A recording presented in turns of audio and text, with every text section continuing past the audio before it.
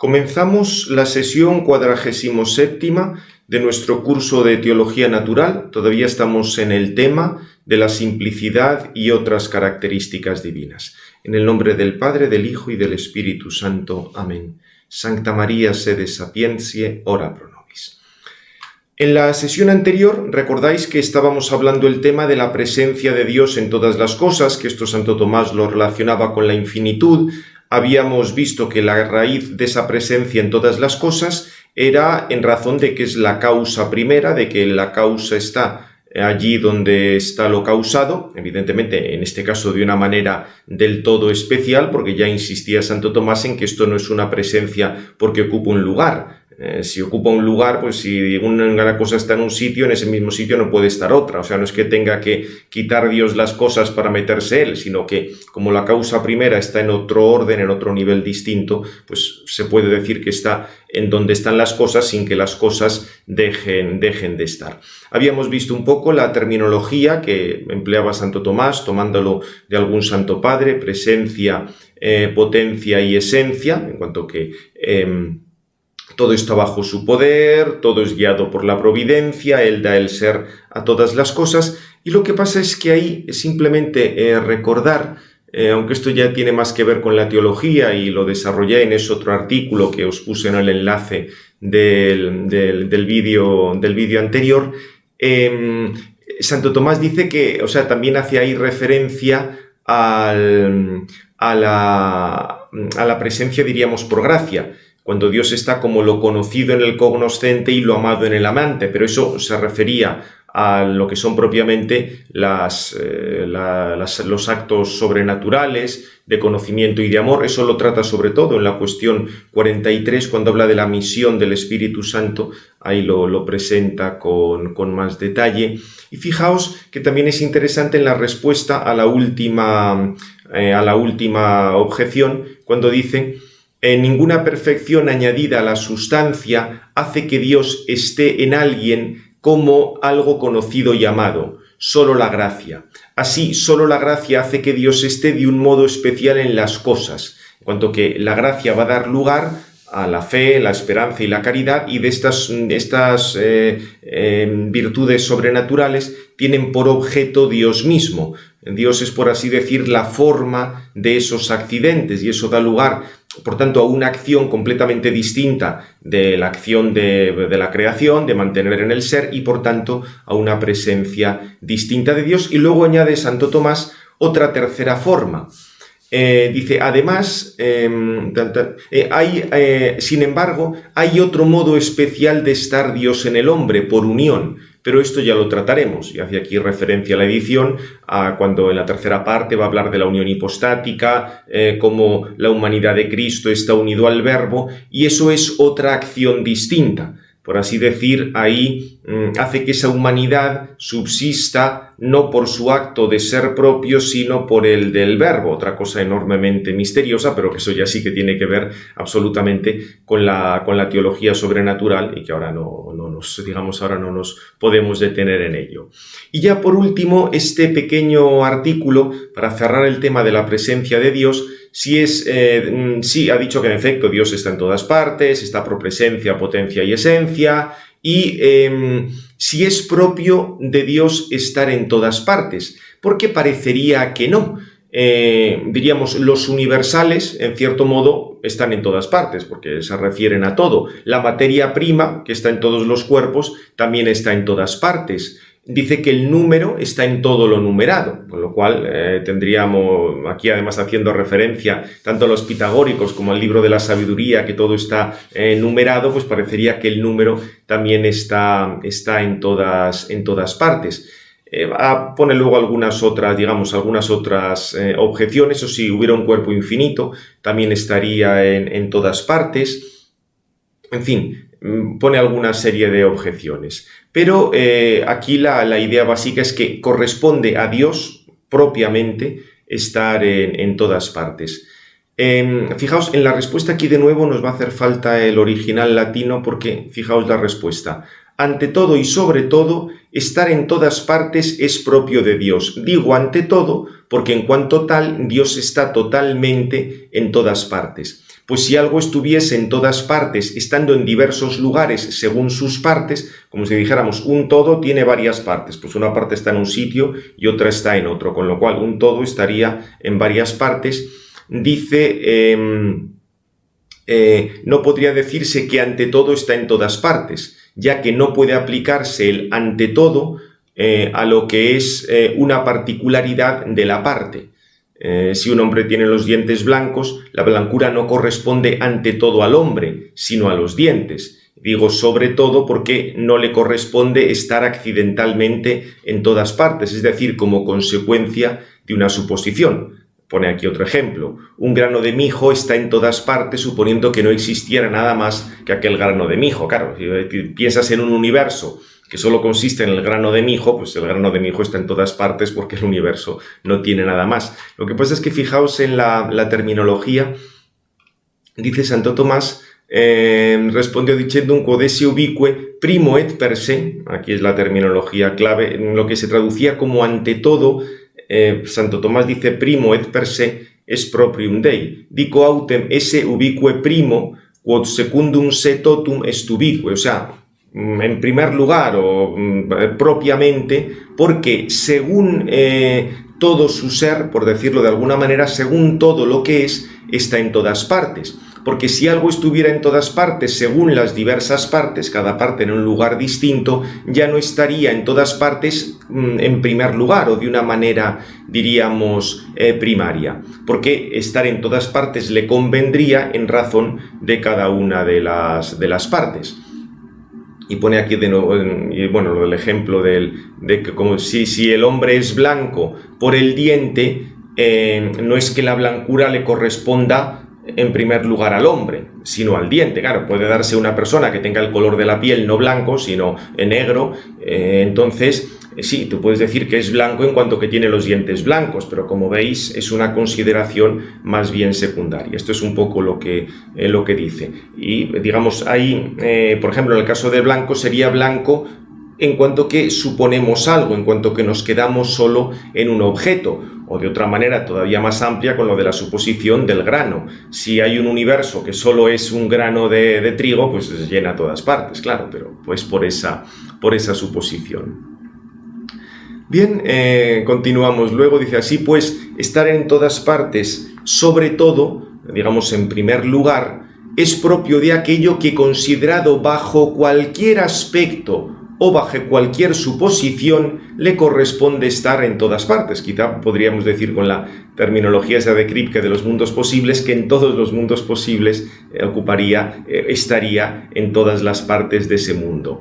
Esto es lo que propiamente le corresponde a Dios, pues a pesar de que sean muchos los lugares que se supongan, incluso si hubiera muchos más de los que hay, necesariamente Dios estaría en todos, porque nada puede, de nuevo existir, nada puede ser si no es por Él. Lógicamente, como Dios es la fuente del ser, todo lo que sea depende de Él como de su causa, luego entonces Dios está en todas partes. Bien, además dice también interesante esto, y no una parte suya, sino todo Él en sí mismo. O sea, no es que Dios tenga una parte esté en un lado, otra parte esté en otro, no. Todo Dios está en todas partes porque el ser de cualquier cosa depende del ser de Dios. Esto es un poco, creo que la idea es clara. Es interesante lo de las respuestas a las objeciones, cuando el tema de lo universal o la materia prima están en todas partes, pero no con el mismo ser. Recordaos que además en Santo Tomás lo de la universalidad es una cosa que pones tú, conoces una cosa sub intentione universalitatis. Entonces sí, tú puedes decir que algo cae bajo un universal, pero en realidad eso son cosas distintas que ocuparán cada uno una parte distinta. O en el caso de la materia prima, sí, pero la materia prima se va localizando por las dimensiones de cada uno de los cuerpos, con lo cual no se puede decir que está con el mismo ser o por su propio ser está en todas partes. Y luego respecto al número, dice, al número por ser un accidente, no le corresponde estar en un lugar más que por accidente. Claro, Santo Tomás recuerda que los números no son subsistentes, ni hay un sistema de numeración subsistente que subyacga al universo. La numeración es una característica accidental de los entes, y en lo numerado no está totalmente, sino en parte. Consecuentemente no está ante todo y sobre todo en todas partes. O sea que si tú quieres aplicar esto de que el número también está en todas partes, sí, pero la numeración es algo que depende de unas cosas que ya se dan. Y por otra parte, la numeración, el ser algo numerable, no es la esencia de una cosa. Digamos, es un aspecto accidental. Bien, esto es un poco lo que nos precisa ahí Santo Tomás. Pues respecto al tema de la presencia de Dios, como veis, han salido bastantes cosas que nos ayudan a profundizar en la noción de Dios como el mismo ser subsistente. Como veis, en ese sentido, es como una prolongación o un desarrollo de lo que habíamos dicho en esa primera cuestión número 3, el tema de la simplicidad de Dios. Por ser Dios tan perfectamente simple, por ser el mismo ser subsistente, pues vienen todas estas características. Vamos a pasar ahora a otra cuestión que también es muy interesante y sobre la que, digamos, muchas personas se hacen problema, y es el tema de la inmutabilidad de Dios. El problema es que la inmutabilidad a veces la pensamos pues como una roca que no cambia nada. Por supuesto que también cambian, y digamos, sabemos que todo lo material siempre es como una estabilización por efecto de las causas de ese sustrato de la materia prima, o diríamos hoy del vacío cuántico, diversas, digamos, maneras de organizar ese vacío cuántico, pero tú no puedes pensar la inmutabilidad como una cosa que estás viendo, que te figuras, que está ahí quieto, que está parado. No, en Dios es por tener la riqueza del ser. Vamos a tratarlo. Se va a preguntar, ¿Dios es o no es completamente inmutable? Y si eso no es propio de Dios, el ser inmutable. Fijaos aquí, bueno, parte de un argumento de autoridad de la Escritura, Malaquías 3:6, donde Dios habla de que Él no cambia, y dice, de lo establecido queda claro que Dios es completamente inmutable, da una serie de razones. Primero, porque tal como quedó demostrado, y aquí hace referencia al tema de las vías, existe un primer ser a quien llamamos Dios. Por ser primer ser, requiere ser acto puro, sin mezcla alguna de potencialidad, pues la potencia es absolutamente posterior al acto. Todo lo que de una manera u otra se muda, cambia, de un modo u otro está en potencia. Claro, si hay un cambio, es que se está pasando de la potencia al acto. Si hemos dicho que Dios es el primer motor, es la causa primera, todo esto en Él no puede darse ese cambio. Dice, por lo cual es imposible que Dios de algún modo se mueva. Segundo, porque todo lo que se mueve con respecto a algo permanece y con respecto a algo cambia. Por ejemplo, la blancura que se cambia en negritud permanece en su sustancia. Hay algo que es blanco y luego tú lo pintas y es negro, con lo cual algo permanece y algo cambia. Así en todo lo que se mueve hay alguna composición. Si algo se mueve, tiene que haber algo que cambie y algo que permanezca, lo cual supone que hay composición, pero en Dios no puede haber ningún tipo de composición, sino que es completamente simple, con lo cual tampoco en Él puede haber cambio. Por esto, en tercer lugar, todo lo que se mueve por su movimiento adquiere algo que antes no tenía, pero Dios, por ser infinito, además entendiendo infinito lo de esa plenitud de ser, o sea, infinito en sentido absoluto, comprende en sí mismo toda la plenitud de perfección de todo el ser, no pudiendo adquirir nada ni ampliarse en algo que antes no tuviera. De ahí que de ningún modo pueda atribuírsele movimiento. Por esto, y como empujados por esta verdad, es por lo que algunos antiguos determinaron que el primer principio era inmóvil. O sea, recuerda que esto ya lo habían planteado algunos autores antiguos. Lo que pasa es que tened presente que aquí la dificultad es comprender esta inmovilidad, esta inmutabilidad de Dios, porque de nuevo se cumple eso de que sabemos más lo que Dios no es que lo que Dios es. O sea, Dios es inmutable, pero no en el sentido de que una piedra es inmutable o una cosa que se nos ocurra a nosotros es inmutable. Lo es de un modo que supera cualquier cosa que podamos pensar en este sentido. Fijaos, luego es interesante, por ejemplo, porque una de las objeciones dice que en la misma Sagrada Escritura se habla de que la sabiduría es lo más móvil de todos los móviles. Dice, la sabiduría supera en movilidad a todos los móviles, pero Dios es la misma sabiduría, luego Dios es móvil. Y aquí se dice que la sabiduría es móvil en sentido metafórico, por cuanto difunde su semejanza hasta las últimas cosas. O sea que, como veis, esta inmutabilidad de Dios no quiere decir que no haga nada, difunde esa semejanza. Dice, ya que nada podría existir si no procediera de la sabiduría divina, por cierta semejanza como del principio eficiente y formal, tal como procede la obra artesana de la ciencia del artesano.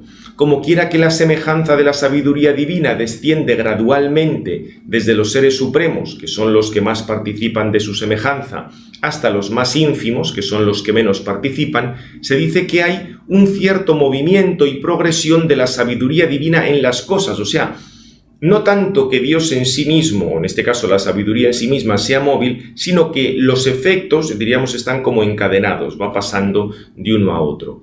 Dice, también decimos que el sol baja hasta la tierra porque sus rayos llegan hasta la tierra. En este sentido, dice Dionisio, en de la de Celesti Jerarquía, todo proceso de la sabiduría divina llega hasta nosotros, movido por el Padre de las Luces. O sea, como si dijéramos, Dios desencadena, pues que haya luego toda una serie de procesos y de cosas, pero Él en sí mismo es inmutable por ser absolutamente perfecto. Luego, en el Tertium es interesante, esto ya no tanto para la teología natural, cuanto para la lectura de la Sagrada Escritura, todos los textos en los que parece que Dios está cambiando. Esto al hablar de la profecía también lo tratará, pero aquí en concreto, fijaos por ejemplo la objeción tercera, cita la carta de Santiago 4:8, acercaos a Dios y Dios se acercará a vosotros. Dios se acercará a vosotros, parece que es mutable. Y aquí recuerda a Santo Tomás que en la Escritura se dicen cosas de Dios en sentido metafórico,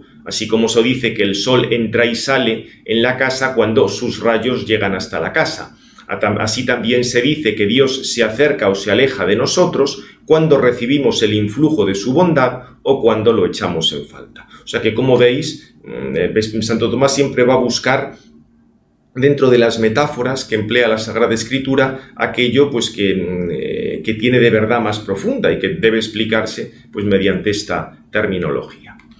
Este era el primer artículo, si Dios es inmutable, y como veis, las tres razones que ha dado pues, tienen que ver con esa plenitud de ser, con esa Dios está perfectamente en acto, todas estas cosas. Por eso os digo que este artículo es simplemente desarrollar el tema de la simplicidad divina.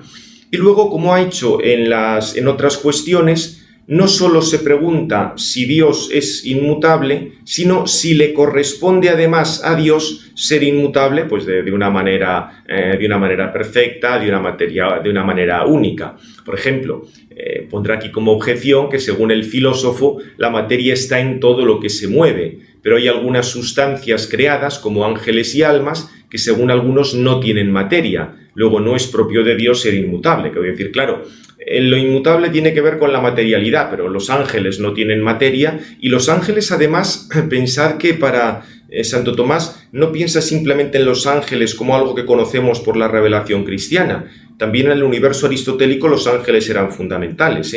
Hace falta el tema de las inteligencias para conseguir ese movimiento perpetuo de las esferas celestes. O sea que para Santo Tomás los ángeles no es una materia meramente teológica, sino el tema de que haya inteligencias subsistentes forma parte de la filosofía, casi hasta de la misma física para poder explicar el mundo aristotélico. Por eso se podría pensar que hay otras cosas, además de Dios, que son inmutables. O también habla del fin. Todo lo que se mueve por algún fin. Lo que ya ha conseguido el último fin no se mueve. Pero algunas criaturas, como todos los bienaventurados, ya han llegado al fin. Luego también serían inmutables. Y dice también que todo lo que se mueve es variable, pero las formas son invariables. Como aparecía en alguno de estos libros antiguos, la forma consiste en una esencia simple e invariable. Luego no sería solo propio de Dios el ser inmutable. Aquí obviamente, además de diríamos, la argumentación, está la autoridad de algunos padres como San Agustín. Y la clave de la respuesta la va a dar Santo Tomás, como siempre, al principio de la solución. Solo Dios es completamente inmutable. Toda criatura de algún modo es mutable. Con lo cual, fijaos, el ser completamente, el ser per se inmutable, va a corresponder a Dios. Y esto, repito, después de todo lo que hemos visto del mismo ser subsistente, queda claro. En la criatura habrá mutabilidad y también habrá algo de inmutabilidad, pero no es completamente inmutable. Dice, pues hay que saber que mudable se puede decir de algo de dos formas. Una, por la potencia que alberga en sí mismo. Otra, por la potencia que hay en otro. Pues antes de que existieran todas las criaturas, no era posible que existieran por una potencia creada. Pues nada creado es eterno, sino solo por la potencia divina, en cuanto que Dios podría constituirlas en ser. Es decir, cualquier cosa creada depende de que Dios lo haya creado. Otra cosa es que aquí dice nada creado es eterno, que evidentemente Santo Tomás va a decir después que podemos pensar en un mundo eterno, pero será, eterno en el sentido de que no tiene ni principio ni fin, no eterno en el sentido de la eternidad de Dios que veremos inmediatamente. Todo lo que haya de estabilidad va a depender de Dios. Dice, de la misma manera que de Dios depende que las cosas tengan ser, de la forma depende de la voluntad de Dios que lo conserven. Pues conservar el ser no es más que estar recibiendo siempre el ser, ya que si Dios retirase su influjo, todo quedaría reducido a nada, como explica San Agustín. O sea que, fijaos que en este tema, de nuevo, lo de está relacionando siempre la inmutabilidad con el tema de la plenitud de ser. Y para que las cosas tienen continuamente que estar recibiendo el influjo de Dios. Ese es el sentido de que todo depende de la causa primera, como ya vimos. Bien, va a observar luego, así pues, de la misma forma que en la potencia del Creador estaba que las cosas existieran antes de que existieran, o sea, en la potencia de Dios está eso, el poder crearlas, de la misma forma en la potencia del Creador está el que después de existir no existan. O sea, por poder, Dios podría hacer que las cosas no existieran. Otra cosa es que Dios no haga las cosas para destruirlas, pero en principio está en su potencia. Por tanto, en virtud de la potencia que hay en otro, es decir, en Dios, las cosas son mutables, pues Él las sacó de la nada y puede volverlas a la nada. Aquí lo que pasa, de nuevo también, si os fijáis, aquí el uso tan generoso que hace del término existir, en la versión latina no lo encontráis. Aquí se habla de la potencia, o sea, por la potencia que está en sí, que tiene en otro, esperad, aquí está. Así como de la voluntad de Dios depende que produzca las cosas en el ser, así de su voluntad depende que conserve las cosas en el ser. No es que las conserve en el ser de otra manera más que dándoles el ser a ellas. O sea, conservar en el ser quiere decir que continuamente está dando el ser a estas cosas y por tanto en él está la potencia para que las cosas dejen de ser. Con lo cual veis que las cosas, por muy estables que sean, pueden tener la misma estabilidad que tiene Dios, la misma inmutabilidad que tiene Dios. Bien, pero como veis, esto simplemente era para ver la manía que tiene en traducir el ser por el existir. Si consideramos la mutabilidad de algo por su potencia para ser, no todas las criaturas son mutables, sino solo aquellas en las que se da algo que también puede darse en su no ser. Por eso, los cuerpos inferiores son mutables en su mismo ser sustancial, pues su materia es compatible con la privación de su forma sustancial. O sea, en el caso de las cosas materiales, en su misma esencia, por tener materia y forma, está el que perezcan. Y eso lo vemos continuamente, especialmente los seres vivos. Las plantas nacen y mueren, los animales nacen y mueren, se corrompen. O sea, dice por eso los cuerpos inferiores son mutables en su mismo ser sustancial. O o sea, en su misma sustancia pueden perecer. Luego dirá, no solo en su ser sustancial, sino también en su ser accidental, siempre que la existencia del sujeto tolere la privación de su accidentalidad. Por ejemplo, el sujeto hombre es compatible con no blanco, así puede cambiar de blanco a no blanco. Pero si tal accidente proviene de los principios esenciales, su ausencia sería incompatible con la conservación del sujeto, y por tanto éste no puede cambiar con respecto a aquel. Por ejemplo, la nieve no puede volverse esencialmente negra, le corresponde a la nieve tener el color blanco. Otra cosa es que tú la manches exteriormente, pero la nieve en cuanto tal tiene que ser de color blanco. Saca luego el tema de los cuerpos celestes, que para Santo Tomás ya comentamos esto algo al hablar de la analogía, era algo especial, porque se trata de una materia que no sufre la privación de la forma, porque la forma actualiza toda la potencialidad de la materia, por eso no son sustancialmente mutables, sino solo según su sustancia local, porque el sujeto sufre la privación del lugar. No sé si en el original pone lo de sustancia local, porque se hace un poco extraño. Su ser sustancial, aquí está, según... En los cuerpos celestes la materia no sufre, no es compatible con la privación de la forma, porque la forma llena, por así decir, toda la potencialidad de la materia y no son mutables según su ser sustancial, sino según el ser local. Es decir, su ser, ya fijaos que aquí de nuevo ha traducido de una manera extraña su sustancia local. Propiamente está diciendo Santo Tomás su ser local. Fijaos, son sustancial, sino solo según su sustancia local. Santo Tomás no dice su sustancia local, eso suena a demonios, sino su ser local. Con esto estáis viendo lo que ya os dije, hasta qué punto conviene a leer siempre a Santo Tomás en el texto original, teniendo, si hace falta, algún, digamos, el castellano al lado. Para facilitároslo, estamos viendo directamente el castellano, pero ya veis toda la cantidad de gazapos que han ido saliendo y más que saldrían si viéramos todavía con más detalle crítico estas cosas, pero creo que más o menos se entiende. En el caso de los cuerpos celestes, para Santo Tomás el único cambio que admitían era el cambio local. Obviamente esto depende de una física que sabemos que no es así. Sabemos, por supuesto, que la noción de cuerpo celeste puede haber ido cambiando según la evolución del universo. Ya os dije que los entes astronómicos, por llamarlos de alguna manera, de los primeros momentos del Big Bang, siguen leyes distintas de los que tenemos ahora. Pero también los podías llamar entes astronómicos o primeros cuerpos o como quieras decir.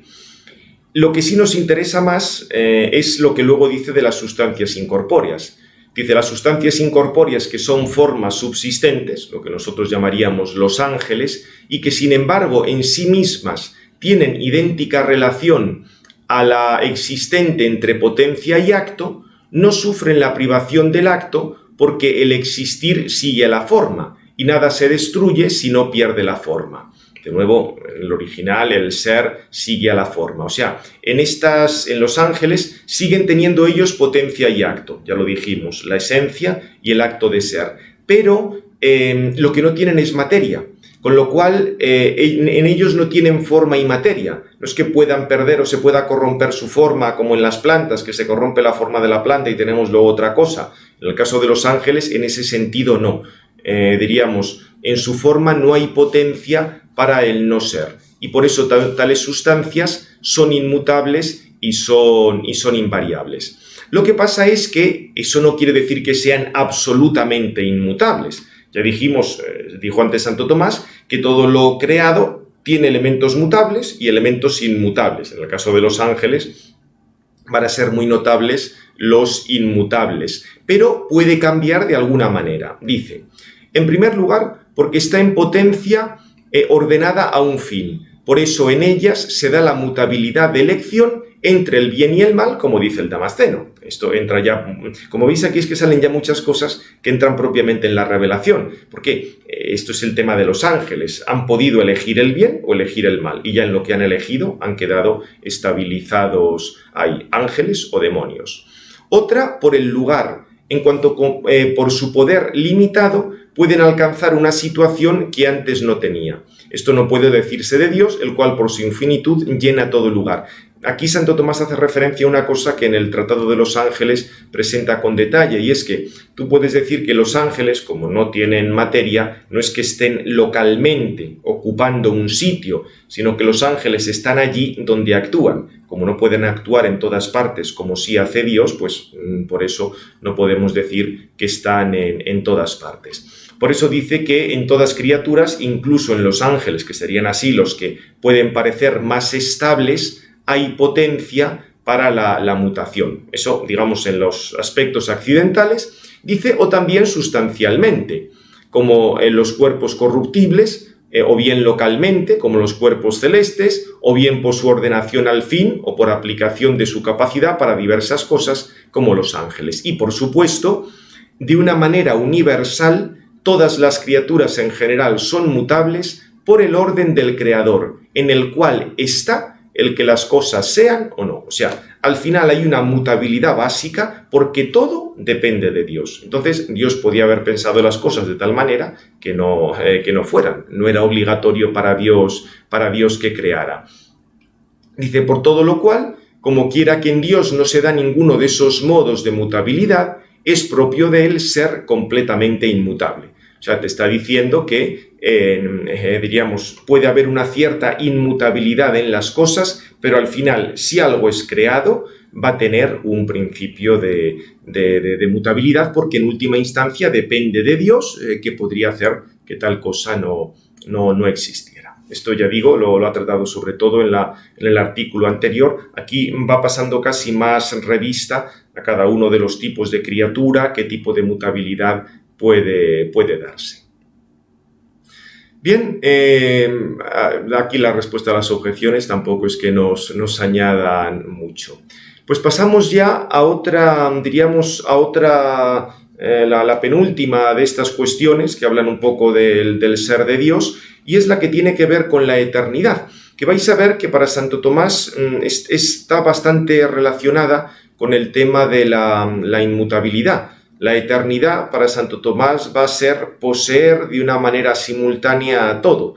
Una vida interminable, poseerla de una manera simultánea. Aquí se va a basar, como es sabido, en esa definición de Boecio de la eternidad. Pero vamos a ir viendo cada artículo porque aquí también podemos repasar bastantes cosas acerca del ser de Dios.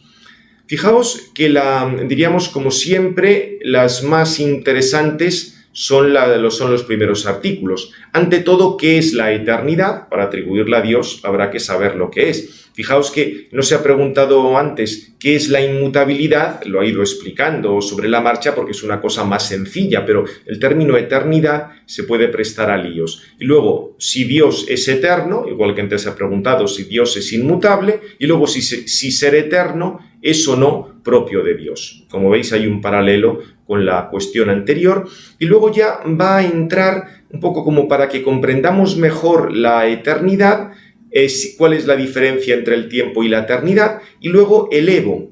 El Evo, en cierto modo, está en relación con lo que ha dicho antes de los ángeles, porque si hemos visto que en los ángeles hay una forma especial de mutabilidad, que no es la que tenemos los entes materiales, también van a tener una forma especial de duración, y esa se llama el Evo. Y sobre esto Santo Tomás pues va a comparar el Evo y el tiempo, va a comparar el Evo, el tiempo y la eternidad, o sea, un poco como para acabar de precisar esto, igual que para comprender que Dios es perfectamente inmutable, ha comparado la inmutabilidad de Dios con algún aspecto de inmutabilidad que hay en las criaturas, aunque estén llenas de mutabilidad, lo mismo va a hacer desde el punto de vista de la eternidad. Como veis, estos son como variaciones de este principio de participación. Lo que está por esencia en Dios está participado en las criaturas. Pero el primer artículo, que es el más importante, es qué quiere decir qué entendemos por eternidad. Y se pregunta tal cual, pone para examinar, y por eso lo pone en duda, o que va a decir que es la definición correcta, la definición que da Boecio: posesión total, simultánea y completa de la vida interminable. Esta es la definición que está en Boecio en el De Consolatione Philosophiae. Es decir, la eternidad es la posesión total, simultánea y completa de la vida interminable. Esto en Boecio obviamente tenía una cierta raíz neoplatónica. Boecio conocía muy bien a los neoplatónicos, pero es curioso porque Boecio también conocía a Aristóteles. En cierto modo, Boecio intentó hacer lo que luego haría Santo Tomás. Lo que pasa es que como Boecio le cortaron la cabeza, no sabemos si hubiera llegado a lo de Santo Tomás o no, pero ya estaba un poco como orientando, tratando de conjugar cosas de los platónicos y de Aristóteles con todo el tema del ser. En cualquier caso, esta definición la toma de Boecio y Santo Tomás la va a presentar con una gran precisión. Vamos a ver el articulito. Dice, en la solución hay que decir: así como llegamos al conocimiento de lo simple partiendo de lo compuesto, así también llegamos al conocimiento de eternidad partiendo del tiempo. Fijaos que es un poco el camino de las vías que hemos estado viendo. Partiendo del tiempo, que no es más que el número del movimiento según el antes y después. Atención aquí, un pequeño detalle. Obviamente esto en latín es movimiento, numerus motus secundum prius et posterius.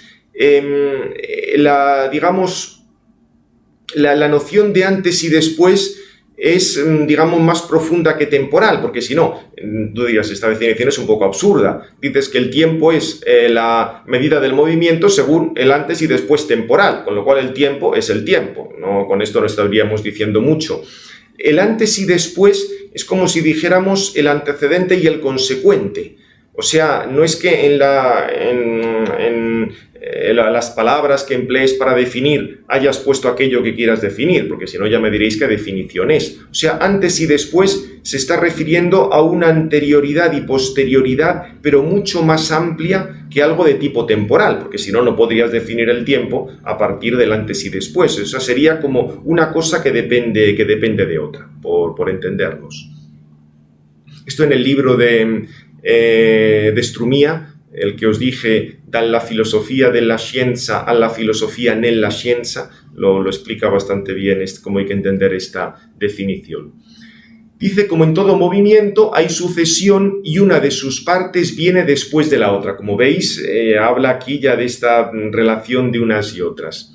Contando el antes y el después del movimiento, conseguimos la noción de tiempo, que no es más que el número, la numeración de lo anterior y lo posterior en el movimiento. O sea que aquí está haciendo depender el tiempo del movimiento. Obviamente esto está en las antípodas del tiempo absoluto newtoniano o del tiempo absoluto kantiano y tiene bastante más que ver con un tiempo relativista que lo relaciona con los mismos fenómenos que se están dando ahí. Dice, en cambio, o sea, en lo que tiene movimiento tenemos el tiempo, que es la medida del movimiento según el antes y después. En cambio, en lo que carece del movimiento no es posible distinguir un antes y un después, ya que siempre está del mismo modo. Claro, es una de las características de Dios como el mismo ser subsistente. Tú no puedes encontrar una cosa que dependa de otra, no. Se da todo a la vez. Dice, así pues, como el concepto de tiempo consiste en la numeración de lo anterior y de lo posterior en el movimiento, así el concepto de eternidad consiste en la concepción de la uniformidad de lo que está absolutamente exento de movimiento. Por eso, como os decía antes, este tema de la eternidad tiene mucho que ver con lo que hemos dicho antes de la inmutabilidad, lo que está exento de movimiento. Además se dice que son cronometrables, medibles por el tiempo, aquellas cosas que en el tiempo tienen principio y fin, como consta en el libro cuarto de la física. Esto es así porque en todo lo que se mueve hay algún principio y algún final, mientras que en lo completamente inmutable, como no hay sucesión, tampoco puede haber principio ni fin. Así pues entendemos la eternidad partiendo de dos aspectos. El primero, referido a lo que se da en la eternidad y que es interminable, esto es, carente de principio y fin, a lo cual se refiere el término. La eternidad no tiene término. El segundo, referido a la misma eternidad como carente de sucesión, siendo toda ella simultaneidad. Por eso, digamos, se centra en los dos términos que ha empleado Boecio: interminabilis, vida interminable, simultánea, tota simul. Estos son los dos puntos claves de la eternidad. Bien, pues después de haber explicado esto, ya pasaría Santo Tomás a aplicar la eternidad a Dios, pero eso lo veremos ya en la siguiente sesión. Gloria al Padre, al Hijo y al Espíritu Santo, como era en el principio, ahora y siempre, por los siglos de los siglos. Amén. Sagrado Corazón de Jesús, en vos confío. En nombre del Padre, del Hijo y del Espíritu Santo. Amén.